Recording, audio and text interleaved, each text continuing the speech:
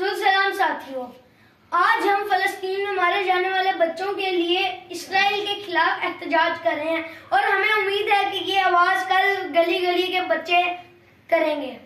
अब मैं दावत दूंगा अपने बड़े भाई मोहम्मद अरम को कि वो अपनी बात आपके सामने रखें। तो दोस्तों, जैसा कि आप लोगों को पता है कि फलस्तीनी लोगों पे कितना जुल्म किया जा रहा है। उनके छोटे छोटे बच्चों को बेदर्दी से मारा जा रहा है। उन्हें एक जगह पे लाखों की तादाद में ला के उन्हें घेर के मारा जा रहा है, हजारों की तादाद में। मैं अपनी छोटी बहन उर्वा शबीर को इजाजत दूंगा कि वो इस मामले में अपनी बात जाहिर करें। उनको उनका हक नहीं मिलता, उनको तरसा के मारते हैं। अब मैं अपने बड़े भाई शादिम को इजाजत दे रही हूँ कि वो नारे लगाए। जिंदाबाद जिंदाबाद फलस्तीन।